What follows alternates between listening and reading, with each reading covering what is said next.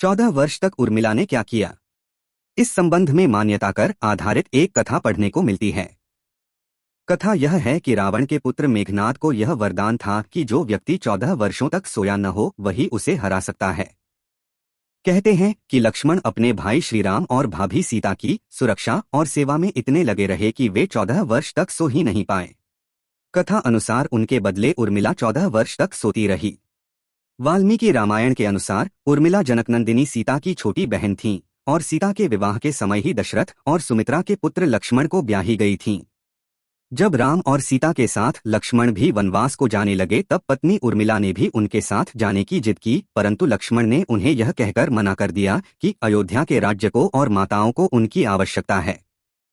उर्मिला के लिए यह बहुत कठिन समय था, ऐसे में जबकि वह नववधू थीं और उसके दाम्पत्य जीवन की तो अभी शुरुआत ही हुई थी। लक्ष्मण के वनवास जाने के बाद उर्मिला के पिता अयोध्या आए और उर्मिला को मायके चलने का अनुरोध करने लगे, परंतु उर्मिला ने अपने मायके मिथिला जाने से इनकार करते हुए कहा कि पति की आज्ञा अनुसार पति के परिजनों के साथ रहना और दुख में उनका साथ न छोड़ना ही अब उसका धर्म है। यह उर्मिला का अखंड पतिव्रत धर्म था। निद्रा देवी यह कथा भी किंवदंतियों पर आधारित है, जिसका वर्णन रामचरितमानस में नहीं मिलता है, क्योंकि प्रभु श्रीराम के राज्याभिषेक के समय लक्ष्मण जी उपस्थित थे। कथा इस प्रकार है कि रावण के वध के बाद श्री राम, सीता और लक्ष्मण वापस अयोध्या लौटे आए और वहां प्रभु श्री राम के राजतिलक की तैयारी होने लगी। उस समय लक्ष्मण जोर जोर से हंसने लगे। जब लक्ष्मण से इस हंसी का कारण पूछा तो उन्होंने जो कहा कि सारी उम्र उन्होंने इसी घड़ी का इंतजार किया था कि मैं अब श्री राम का राजतिलक होते हुए देखूंगा, लेकिन अब उन्हें निद्रा देवी को दिया गया वो वचन पूरा करना होगा जो उन्होंने वनवास जाने के पहले दिया था।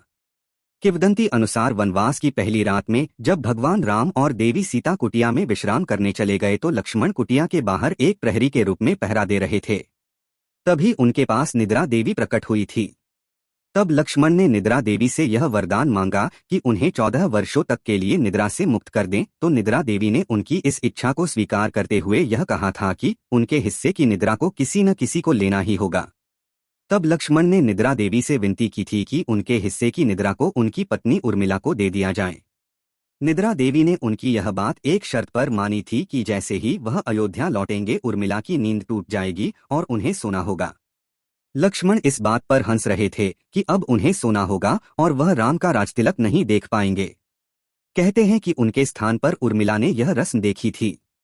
लक्ष्मण के उर्मिला से अंगद और चंद्रकेतु नाम के 2 पुत्र तथा सोमदा नाम की एक पुत्री उत्पन्न हुई। अंगद ने अंगदियापुरी तथा चंद्रकेतु ने चंद्रकांतापुरी की स्थापना की थी।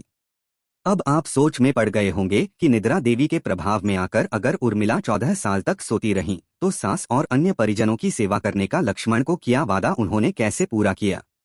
तो उत्तर यह है कि सीता माता ने अपना एक वरदान उर्मिला को दे दिया था। उस वरदान के अनुसार उर्मिला एक साथ 3 कार्य कर सकती थीं। है ना हैरानी वाली बात? हालांकि रामायण के जानकार इस तरह की घटना से इनकार करते हैं। इस तरह यह वीडियो समाप्त होता है। मिलते हैं अगले वीडियो में।